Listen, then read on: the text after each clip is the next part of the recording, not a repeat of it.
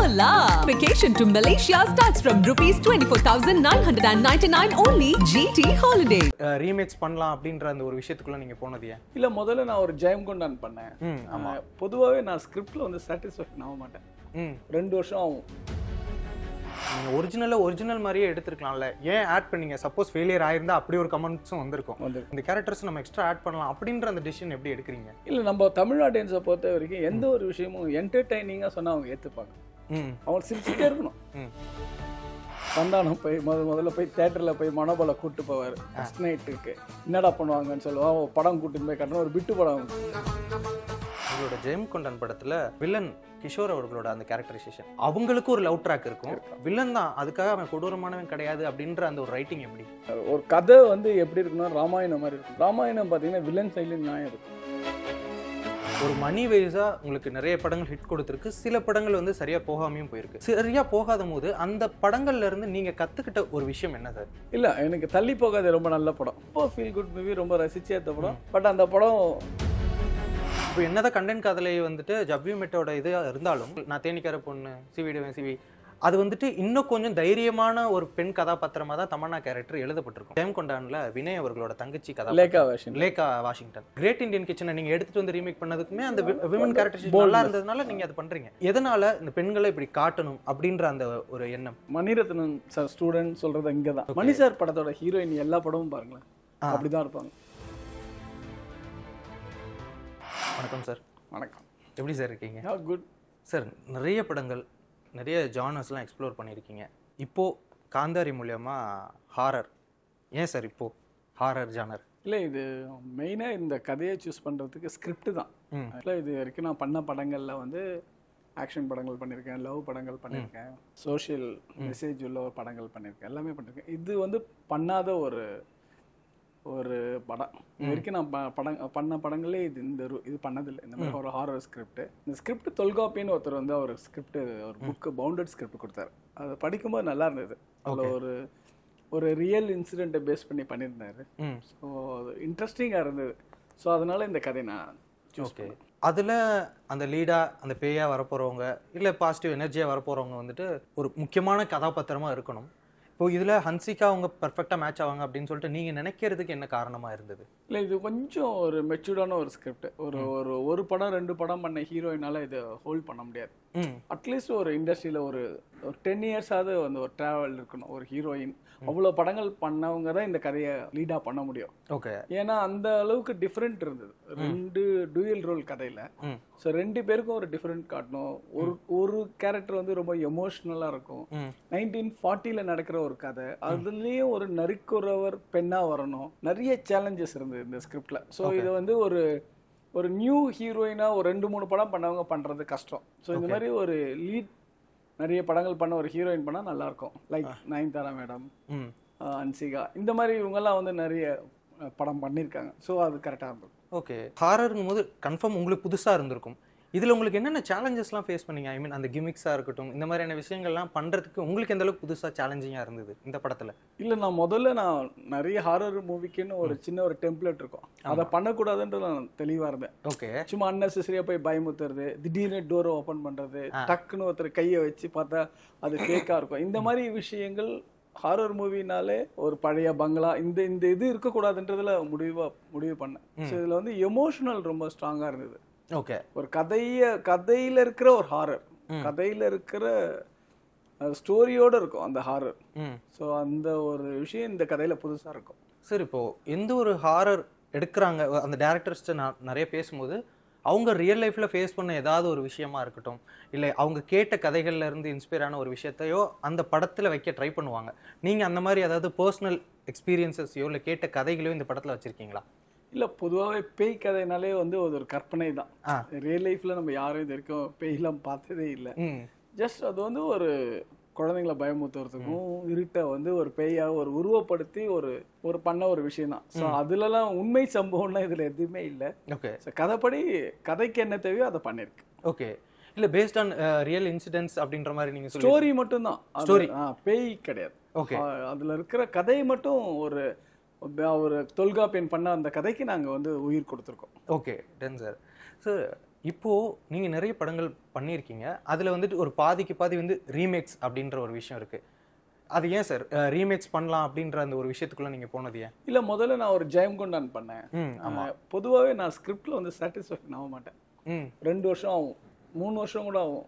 அது வந்து அந்த கதையை திருப்பி திருப்பி நிறைய வெர்ஷன் பண்ணிட்டே இருப்போம். ஜெயங்கொண்டான் அது மாதிரி தான் 2.5 வருஷம் ஆச்சு அந்த கதையை எடுத்து முடிச்சு அது படமா வரதுக்கு. ஸோ இமிடியேட்டா நான் அடுத்த படம் ஸ்டார்ட் பண்ணணுன்ற ஒரு நிர்பந்தம் இருந்தது தயாரிப்பாளர் சைடில். இமிடியேட்டா பண்ணணும்னா அனதர் ஒரு 2 இயர்ஸ் நான் வெயிட் பண்ணி ஆகணும். ஸோ அதனால ப்ரொடியூசர் தனஞ்சயன் சார் எனக்கு அப்போ வந்து கண்டேன் காதலை வந்து சஜஸ்ட் பண்ணார். ஜபி மெட்னு ஒரு படம், ஆமா, பெரிய ஹிட்டு. ஸோ பரத் அம்மனா டேட் இருக்கு, ஸோ நீங்கள் டைரக்ட் பண்ண இம்மிடியேட்டாக ஜெயம்கொண்டான் ரிலீஸ் ஆகி 50th டேல நான் ஷூட்டிங் போயிட்டேன். ஸோ அது வந்து ஒரே பாசிபிள்னா ரீமேக்னால தான். ஆனாலும் அதில் ஒரு சின்ன சேலஞ்ச் இருந்தது. எப்பவுமே வந்து ஜெயம்கொண்டான் வந்து ஒரு ஃப்ரெஷ் ஸ்கிரிப்ட், அதில் வந்து எந்த விமர்சனமும் இல்லை. படம் பார்க்குறவங்களுக்கு ஈஸியாக இருந்தது. அது என்ன கதைன்னு தெரியாது, என்ன ஐடியான்னு தெரியாது. படம் முழுக்குள்ள வந்து பார்த்தாங்க, அவங்களுக்கு ரொம்ப பிடிச்சிருந்தது. அந்த படம் ஒரு 100 days. ஆனால் கண்டேன் காதலில் எனக்கு பெரிய சேலஞ்சு, ரீமேக் வந்து ரொம்ப கஷ்டம். ஸோ கம்பேரிசன் இருக்கும். ஏன்னா அந்த ஹிந்தி படம் வந்து அவ்வளோ பெரிய ஹிட்டு.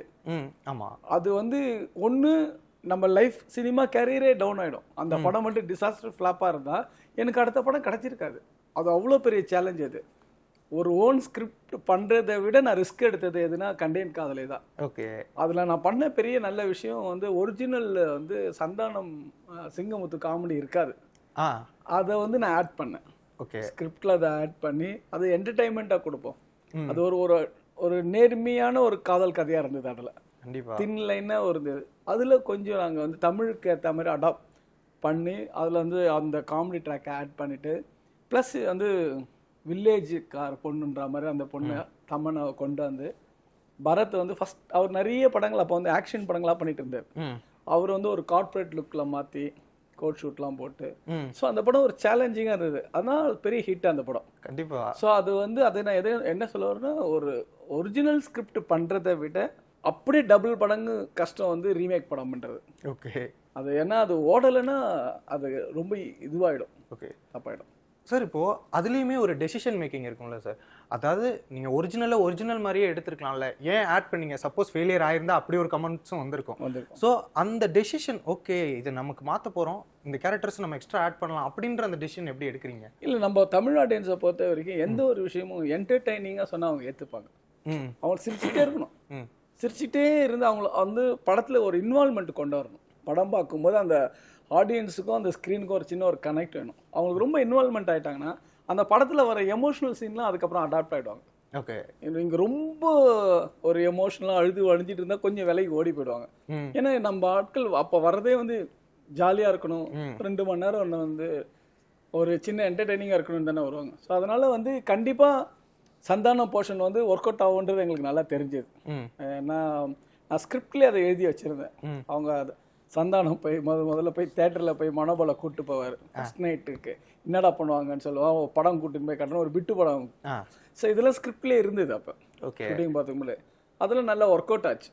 Okay sir. இப்போது எனக்கு ரொம்ப ஃபேவரட்டான ஒரு விஷயம் என்ன அப்படின்னா, உங்களோட ஜெயம்கொண்டான் படத்தில் அந்த கேரக்டரைசேஷன் எனக்கு ரொம்ப பிடிக்கும். அதில் வந்து வில்லன் கிஷோர் அவர்களோட அந்த கேரக்டரைசேஷன், அவங்களுக்கு ஒரு லவ் ட்ராக் இருக்கும். யதார்த்தமாக நடந்த ஒரு விபத்தில் அவங்க ஒய்ஃப் இறக்குறாங்க, அது மூலியமா ஒரு வெஞ்சியன்ஸ் எடுத்துகிட்டு போடுறாரு. அவர் கிட்டத்தட்ட ஒரு நல்ல வில்லன் மாதிரியான ஒரு ரைட்டிங். இது அந்த டைமில் எப்படி நீங்கள் எழுதுனீங்க? வில்லன் தான், அதுக்காக அவன் கொடூரமானவன் கிடையாது அப்படின்ற அந்த ஒரு ரைட்டிங் எப்படி? இல்லை, ஒரு கதை வந்து எப்படி இருக்கணும், ராமாயணம் மாதிரி இருக்கணும். ராமாயணம் பார்த்தீங்கன்னா வில்லன் சைட்லேயும் நியாயம் இருக்கும். அவங்க சிஸ்டரை வந்து மூக்கார்த்ததுனால அவங்க தூக்கிட்டு வந்துடுவாங்க. ஸோ ஒரு வில்லன் சைட்லேயும் என்றைக்குமே ஒரு நியாயம் இருக்கிற படங்கள் வந்து கண்டிப்பாக ஜெயிக்கும். அது வந்து கடைசியில் வேற மாதிரி நெகட்டிவாக இருந்தால் கூட அவன் செய்கிற செயல் கரெக்டு, அவனுடைய காதலியும் கொண்டுட்டான், அதனால அவன் துரத்திட்டு வரான்னா அதில் ஒரு சின்ன கண்டிப்பாக வருவான் அவன். அப்புறம் எண்டில் ஒரு சொல்கிற ஒரு விஷயமும் அதில் கரெக்டாக இருந்தது. ஸோ ஸ்கிரிப்டுன்றது வந்து ஒரு ஹீரோ ஒரு வில்லன்னாலே அவன் வந்து கொடூரமானவன் அப்படின்னு நீங்கள் காமிச்சு 2 ஷேடாக கொடுக்கும்போது தான் அது ஒரு கமர்ஷியலாக இருக்கும். ஹீரோனாலே நல்லது பண்ணுவார், வில்லனாலே கெட்டது பண்ணுவான் அப்படின்ற ஒரு அடையாளப்படுத்தாம அவன் சைட்லயும் ஒரு நியாயப்படுத்தி, அதான் ஒரு ஸ்கிரிப்ட் வந்து ராமாயணம் மாதிரி தான் இருக்கணும். எல்லா சைட்லயும் அதுல வந்து நியாயம் இருக்கணும். ஓகே, ஸோ அதை பேஸ் பண்ணி தான் அந்த ஸ்கிரிப்டை பண்ணுது. ஓகே. ஒரு ரைட்டரும் எங்களுக்கு சொல்லி கொடுத்தாரு இந்த மாதிரி இருந்தா நல்லா இருக்கும்னு சொல்லிட்டு. ஓகே. ஸோ அதை பேஸ் பண்ணி தான் பண்ணது அது. இந்த கிஷோரோட கேரக்டர் பார்த்தீங்கன்னா ரொம்ப பிடிக்கும், லவ்வபுளான வில்லனா இருக்கும். படம் பார்த்த ஆடியன்ஸ் வந்து கிஷோரை ரொம்ப பிடிச்சிருக்கு. இது எனக்கும் ரொம்ப அந்த படத்துல வந்து அவரோட பெர்ஃபார்மன்ஸா இருக்கட்டும், அவரோட லுக்கா இருக்கட்டும், அவருக்கு உண்டான அந்த லாஸா இருக்கட்டும், அது எல்லாமே இருக்கும். அதே நேரத்துல ஹீரோவையும் ரொம்ப பிடிக்கும். அவனுக்கு இருக்கிற ரெஸ்பான்சிபிலிட்டி, அவன் சிஸ்டரை பார்த்துக்கணுன்ற ஒரு பொறுப்பு, அடுத்தது வந்து ஃப்ரெண்ட்ஷிப்பு, படிக்கணும், வாழ்க்கையில முன்னேறணுன்ற ஒரு கமிட்மெண்ட், படம் பார்க்குற ஒரு ஆடியன்ஸுக்கு இருக்கிற அந்த ஒரு விஷயம் வந்து ஜெயங்கொண்டால இருந்தது. ஸோ எல்லாராலையும் ஃபைட் பண்ண முடியும், சண்டை போட முடியும், ரோட்ல இறங்கி கத்திய தூக்க முடியும். ஆனா எங்களுக்குள்ள ஒரு பொறுப்புகள் இருக்கு, அந்த கமிட்மெண்ட் இருக்கு. அதுக்காக வேணான்னு ஒதுங்கி போறன்றதா ஒரு ஐடியா, ஒரு தாட், ஒரு டயலாக் தான் அந்த படத்தோட ஃபுல் கதை. Okay sir. இப்போ இன்னொரு விஷயம், அந்த 2004-05 அந்த சமயத்துலலாம் அந்த ட்ராக் காமெடிஸுங்கிறது கொஞ்சம் கொஞ்சமாக மறைஞ்சு ஹீரோ ஃப்ரெண்ட் அப்படின்னு சொல்லிட்டு அந்த காமெடியன்ஸ் ட்ராவல் ஆகிற மாதிரியான ஸ்கிரிப்ட். பட் அப்படியே இருந்தாலும் காரணம் இல்லாமல் ட்ராவல் ஆகக்கூடாதுன்னு சொல்லிட்டு ஜெயம்கொண்டனில் விவேக் அவர்களோட கேரக்டரைசேஷனாக இருக்கட்டும், வந்தான் வென்றானில் அங்கே போய் சந்தானம் அவர்கள் இருக்கிறதா இருக்கட்டும், கண்டென்ட் காதலியில் சந்தானம் கேரக்டர் சார், இது எல்லாம் இப்படி தான் இருக்கணும், இந்த கேரக்டர்லாம் இப்படி தான் ட்ராவல் பண்ணணும். காமெடி ட்ராக்ஸ் எப்படி நீங்கள் எழுதுனீங்க, இது இப்படி தான் ஒர்க் ஆகணும்? இல்லை, ட்ராக்ஸ்னு ஈஸியாக தூக்கி அதை வெளியில் போட்டுருவாங்க. கதைக்கு ஒரு கதை போகும், திடீர்னு சம்பந்தமே இல்லாம ஒரு காமெடி வரும். ஒரு கதை போயிட்டு இருக்கும், சம்பந்தமே இல்லை, அப்படி இருக்கக்கூடாது. அது வந்து ஒரு மகேந்திரன் சார் சொல்லி கொடுத்ததுதான். ஒரு ஸ்கிரீன் பிளேல வந்து ஒரு சீனை எடுத்துட்டா கூட அந்த படத்தோட கதை புரியக்கூடாது, அது வந்து கனெக்ட் ஆகக்கூடாது, அது நடுவில் ஏதோ மிஸ் ஆயிருக்குன்ற ஒரு ஃபீல் வரணும். அந்த மாதிரி தான் ஈவன் காமெடி சீன்ஸ் கூட அது ஸ்கிரீன் பிளேயோட அது சேர்ந்து வரணும்.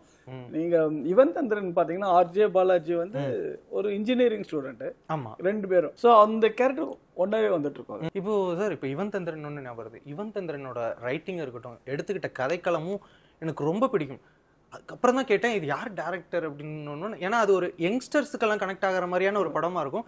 ஆர் கண்ணன் சார் தான் டேரக்டர் அப்படின்னு. அந்த படம் வந்துட்டு ஒரு மிகப்பெரிய ப்ராப்ளம் டைம்ல அது ரிலீஸ் ஆகி சரியா போகல. அந்த டைம்ல அது உங்களுக்கு எப்படி இருந்தது? இல்ல, படம் வந்து பெரிய ஹிட். ஃப்ரைடே ரிலீஸ் ஆச்சு, ஃப்ரைடே சாட்டர்டே சண்டே 3 நாள் பெரிய ஹிட். மண்டே அன்னைக்கு வந்து தியேட்டர் க்ளோஸ் பண்ணிட்டாங்க. லோக்கல் பாடி டாக்ஸ் எதிர்த்து அவங்க சொல்லவே இல்லை, திடீர்னு முன்னறிவிப்பு இல்லாம தியேட்டர் க்ளோஸ் பண்ணிட்டாங்க. ஸோ அதனால ஆஸ் ஏ ப்ரொடியூசரா எனக்கு அந்த படம் வந்து பெரிய நிறைய ஒரு சில கோடிகள் இழக்க வேண்டியதை தவிர மற்றபடி படம் வந்து அதுக்கப்புறம் திருப்பியும் ஒரு 4 days கழிச்சு ஓப்பன் பண்ணாங்க, இப்பவும் பெரிய ஹிட். ஸோ அந்த படம் வந்து அவ்வளோ பெரிய ஹிட். இம்மிடியா எல்லா சேனல்ஸும் அந்த படத்தை வாங்கிட்டாங்க. படமா வந்து நான் எடுத்துக்கிட்ட அந்த படம் வந்து ஆடியன்ஸ் கிட்ட 100% ரீச் ஆச்சு. அந்த இயர்ல வந்த படங்கள்ல சிறந்த பெஸ்ட் டாப் 10ல 2வது தான் வந்த ஒரு படம் யுவன் தந்திரன். ஓகே சார், இப்போ ஒரு விஷயத்துக்கு அடாப்ட் ஆகிறோம், எனக்கு உங்களை வந்துட்டு அந்த ஆடியன்ஸோட கனெக்ட் ஆகிற மாதிரி, இப்போ அந்த கண்ணன் காதலை படமா இருக்கட்டும், இந்த மாதிரி இதில் ரைட்டிங் பிடிக்கும் போது திடீர்னு அதுல இருந்து பெர்ஃபெக்டா அப்படியே சுவிட்ச் ஓவர் ஆகி யுவன் தந்திரன் மாதிரி அதுல நிறைய டெக்னிக்கலான விஷயம்லாம் இருக்கும். அதுக்காக நீங்க எப்படி ஸ்டடி பண்ணீங்க அந்த சமயத்துல? அதெல்லாம் யுவன் தந்திரனும் ஆல்மோஸ்ட் நான் சொன்ன ஜெயங்கொண்டான் மாதிரி ஒரு 3 years அந்த ஸ்கிரிப்ட் பண்ணது. ஓகே, 2.5-3 years அந்த ஸ்கிரிப்ட் நிறைய 2 விஷயம் எடுத்துக்கிட்டோம். ரொம்ப சிம்பிள். ஒரு இன்ஜினியரிங் படிச்ச ஒரு ஸ்டூடெண்ட் வெளியில போனா அவனுக்கு ஒரு 10,000 ரூபாய்க்கு மேல சம்பளம் வர மாட்டேங்குது. ஒரு 3ஆம் கிளாஸ் படிச்ச ஒரு பாலிட்டிஷியன் அவர்கிட்ட 100 கோடி ரூபாய் சொத்து இருக்கு. அப்ப எஜுகேஷனுக்கு உண்டான வேல்யூ அந்த டிஃபரெண்ட்டை நான் எடுத்துக்கிட்டேன் மெயினா. ஸோ அவங்களுக்கும் ஒரு அங்கீகாரம் கிடைக்கணும், அவங்களுக்கும் சமுதாயத்துல வந்து ஒரு நல்ல நிலை கொண்டு வரணும்ன்றது தான் அந்த படத்தோட ஐடியாலஜி. ஸோ அது கரெக்டா ஒர்க் அவுட் ஆச்சு. அந்த 2 பேர், ஒரு லோக்கல் பாலிட்டிஷியனா ஒரு சூப்பர் சுப்ராயன் மாஸ்டர் பண்ணிருப்பாரு, ஒரு மினிஸ்டரா. இவங்க பாலாஜி அண்ட் கௌதம் கார்த்திக் வந்து ஒரு இன்ஜினியரிங் ஸ்டூடெண்டா இருப்பாங்க. ஸோ 2 அந்த டிஃபரெண்ட் ரொம்ப ஈஸியா கனெக்ட் ஆச்சு. ஓகே சார், இப்போ இதையும் தாண்டி தமிழ் சினிமால ஒரு விஷயம் இருக்கும்ல சார், இந்த டேரக்டர் இந்த மாதிரி படங்கள் தான் கொடுக்கணும் அப்படின்னா தான் ஆடியன்ஸ் செட் ஆவாங்க அப்படின்ற மாதிரி ப்ரொடக்ஷன் சைட்லேருந்து விரும்புவாங்க. ஆனால் நீங்கள் அப்படி இல்லை, திடீர்னு பூமராங்கும் சரி, ஒரு ஊரில் 2 ராஜாவும் கிட்டத்தட்ட சோஷியோ பொலிட்டிக்கல் த்ரில்லர் எடுப்பீங்க. இப்படி பண்ணும்போது உங்களுக்கு இதுக்கெல்லாம் நீங்களே ப்ரொடியூசராக இருந்தாலும் உங்களுக்கு சுற்றி இருக்கவங்க அட்வைஸ்லாம் சொல்லுவாங்களா? இல்லை நீங்கள் இந்த ஜானர் பண்ணுங்க அப்படின்ற மாதிரிலாம் யாராவது உங்கள்கிட்ட சொல்லுவாங்களா? இல்ல, அப்படிலாம் எதுவுமே யாருமே சொன்னது இல்லை. ஓகே, நம்மளுக்கா ஒரு பிடிச்ச ஒரு விஷயம் தான். இப்போ கிரேட் இண்டியன் கிச்சன் வந்து ரீமேக் படம் தான், நான் தான் அதை ப்ரொடியூஸ் பண்ணி டைரக்ட் பண்ணேன். ஸோ அந்த படத்தோட ரீமேக் காஸ்ட் பார்த்தீங்கன்னா 30 lakhs. நல்லா தெரிஞ்சுங்க, அந்த படத்தோட ரீமேக் 30 lakhs.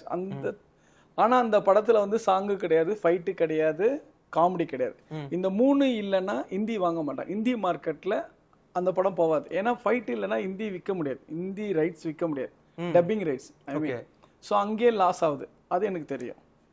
காமெடி இல்லை, ஒரு தின் லைன் ஸ்கிரிப்ட் தான், ஒரு கேர்ளோட ஒரு பெயினை சொல்ற ஒரு விஷயம் தான், ஒரு ஸ்ட்ராங் சோஷியல் மெசேஜ் உள்ள ஒரு படம். இது கமர்ஷியல் படம் கிடையாது, ஆனாலும் தைரியமா அதை நான் வாங்கி பண்ணேன். ஏன்னா அது எனக்கு பிடிச்ச ஒரு விஷயம், எல்லாருக்கும் போய் ரீச் ஆகணும். தமிழ்நாட்டில் இருக்கிற ஒரு பட்டி தொட்டியில் இருக்கிற எல்லா ஆண்களும் பார்க்கணும் அந்த படத்தைன்ற ஒரு இதுக்காக தான் நம்ம பண்ணது. அதே மாதிரி நல்லபடியா அந்த படம் வந்து ஐஸ்வர்யா ராஜேஷ், பாலசுப்ரமணியம் மியூசிக் டைரக்டர் எல்லாமே பர்ஃபெக்டா இருந்தது அந்த படம். ரீச் ஆச்சு, அது நம்ம என்ன நினைச்சோமோ அது கண்டிப்பா ரீச் ஆச்சு. கண்டிப்பா ஒரிஜினல் விஷன் எப்படி இருந்ததோ அதுக்கு ஈக்குவலாக அந்த ஒரு நேம் இருக்குல்ல, அது ரொம்ப ரிஸ்க் அது. ஏன்னா அது அவ்வளோ பெரிய ஹிட் படம் அந்த படம். ஸோ அதை நம்ம தமிழ்ல பண்ணும்போது அவங்க எப்படி பண்ணியிருந்தாங்க இது என்ன அப்படின்னு ஒரு சி அப்படின்னு தூக்கி போடாம அதை தலையில வச்சு கொண்டாடினதே பெரிய விஷயம் தான். அது இன்னைக்கும் சேனல்ல அது வரும்போது எல்லா வீட்லயும் அந்த படம் பார்த்து நீங்க சொன்ன மாதிரி யாரு டைரக்டர் அப்படின்ற அளவுக்கு தான் இருந்தது. அதுக்கான முழு கிரெடிட் வந்து ஜியோ பேபிக்கு தான் போகும். அந்த படத்தோட கதையாசிரியருக்கு தான் அது சக்சஸ், எனக்கு இல்லை. நான் ஜஸ்ட் வந்து கன்வே பண்ணேன் அவருடைய தாட்டை வந்து நான் இன்னும் நிறைய மக்களுக்கு போய் அதை சேர்த்தேன், அவ்வளவுதான். ஓகே. ஸோ அது இல்லாமல் நான் வந்து வேற எந்த ப்ரொடியூசர் தலையிலையும் அதை நான் கட்டலை. ஓகே.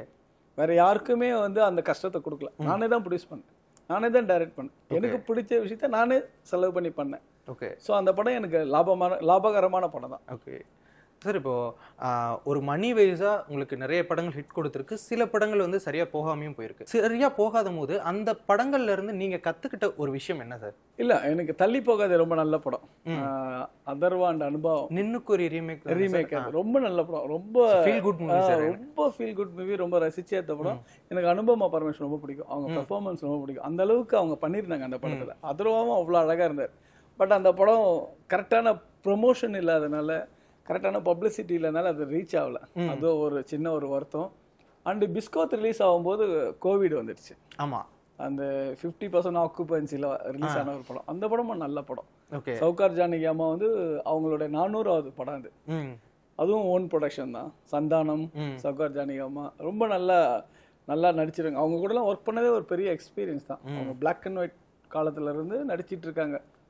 ஸோ அவங்களுக்கு ரொம்ப சந்தோஷமா திருப்தியா சொல்லிட்டு போனாங்க, ஒரு மனநிறைவான ஒரு படத்துல நான் ஆக்ட் பண்ணேன்னு சொல்லிட்டு போனாங்க. ஓகே. உங்களோட படங்கள்ல விமன் கேரக்டரைசேஷன் அந்த ரைட்டிங் இருக்குல்ல சார், இப்போ என்னதான் கண்டென்ட் கதலை வந்துட்டு ஜப்யூமெட்டோட இது இருந்தாலும் இதில் நீங்கள் நிறைய விஷயங்கள், நான் தேனிக்கார பொண்ணு, சிவி அது வந்துட்டு இன்னும் கொஞ்சம் தைரியமான ஒரு பெண் கதாபாத்திரமாக தான் தமன்னா கேரக்டர் எழுதப்பட்டிருக்கும். அதே மாதிரி ஜெயம் கொண்டான்ல வினய் அவர்களோட தங்கச்சி லேக்கா வாஷிங்டன் அவங்களோட கதாபாத்திரமா இருக்கட்டும். இப்போ கிரேட் இண்டியன் கிச்சனை நீங்கள் எடுத்துகிட்டு வந்து ரீமேக் பண்ணதுக்குமே அந்த விமன் கேரக்டரைசேஷன் நல்லா இருந்ததுனால நீங்கள் அதை பண்ணுறீங்க போது உங்களுக்கு எதனால இந்த பெண்களை இப்படி காட்டணும் அப்படின்ற அந்த ஒரு எண்ணம்? இல்லை, ஆக்சுவலாக நம்ம மணிரத்னம் சார் ஸ்டூடெண்ட் சொல்றது இங்கே தான். அது வந்து இது ஏதோ எனக்கு இல்லை, இது நம்ம ஒர்க் பண்ண டைரக்டர்ஸ் கிட்ட இருந்து வந்த தாக்கம் தான். மணி சார் படத்தோட ஹீரோயின் எல்லா படமும் பாருங்களேன் அப்படிதான் இருப்பாங்க. அலைப்பாய்தையா இருக்கட்டும், தில்சேவா இருக்கட்டும், இருவரா இருக்கட்டும், எந்த கேரக்டரா இருந்தாலும் பெண்ணா போல்டா இருப்பாங்க, தைரியமா இருப்பாங்க, எதிர்த்து பேசுவாங்க, குனிஞ்சி போக மாட்டாங்க, கையை கட்டிட்டு நிக்க மாட்டாங்க. அவருடைய படங்கள் ஹீரோயின் எவ்வளோ தலை நிமிர்ந்து நிற்குமோ அதை ஒர்க் பண்ணி நம்மளுக்கு அது ஆட்டோமேட்டிக்கா அது வந்துருச்சு. ஜென்ரலாவே நம்ம அங்கிருந்து எடுத்துக்கிட்டேன்னு சொல்லலாம். மணிசார் படத்தோட ஹீரோயினோட கேரக்டர் தான் எல்லா படத்திலும் வச்சிருக்கு. அது ஈவன் நீ சொன்ன அந்த ஜெயங்கொண்டான்ல கிஷோரோட கேர்ள் ஃப்ரெண்ட் கேரக்டரும் அப்படிதான் இருக்கும். வசுந்தரா கேரக்டரும் பாத்தீங்கன்னா போல்டா தான் இருக்கும். பொறுக்கி ரவுடி தெரிஞ்சு லவ் பண்ண, ஆமா எனக்கு தெரியும், நான் பண்றேன், உனக்கு என்ன, அப்படிதான் இருப்பாங்க. அது வந்து அங்கிருந்து வந்த ஒரு ஐடியா. Okay sir. இப்போ நீங்க வந்து மனோபாலா சார்ட்டையுமே ஒர்க் பண்ணியிருக்கீங்க, மணிரத்னம் சார்ட்டையும் ஒர்க் பண்ணியிருக்கீங்க. நாம இப்படியான ஒரு டைரக்டரா தான் தமிழ் சினிமால இருக்கணும் அப்படின்னு சொல்லி நீங்க சூஸ் பண்ணிக்கிட்ட பார்த்த எப்படி நீ பாக்குறீங்க நீங்க? இல்ல, உண்மையில அது ஒரு பெரிய மனோபாலா சார்கிட்ட இருந்து மணிரத்னம் சார்கிட்ட ஜம்ப் பண்றதே அது ஒரு பெரிய ஒரு ஃப்ளோர் தான். ஒரு 10 ஃப்ளோர் ஜம்ப் பண்ற மாதிரி தான் அங்க இருந்து. ஸோ அவரால் தான் நம்மளுக்கு அந்த ஒர்க்கும் கிடைச்சிது நமக்கு மணி சார்கிட்ட. அது பெரிய எக்ஸ்பீரியன்ஸ் தான். அது ரெண்டுமே மனோபாலா சார்கிட்ட வந்து அந்த ஸ்பீடை எடுக்கணுன்றது இருக்கு. மணி வேஸ்ட் பண்ண மாட்டாரு. அந்த மேக்கிங் அவ்வளோ நல்லா இருக்கும், அவ்வளோ அருமையா இருக்கும். அவருடைய படங்கள் மேக்கிங்லாம் அவ்வளோ அழகா இருக்கும். ஃபிலிம்ல தான் எடுத்திருக்காரு எல்லா படங்களும். முற்றுகை படம்லாம் கூட அவ்வளோ நல்லா இருக்கும் அவருடைய மேக்கிங். அங்க வந்து மேக்கிங் கத்துக்கிட்டது மனோபாலா சார்கிட்ட தான்.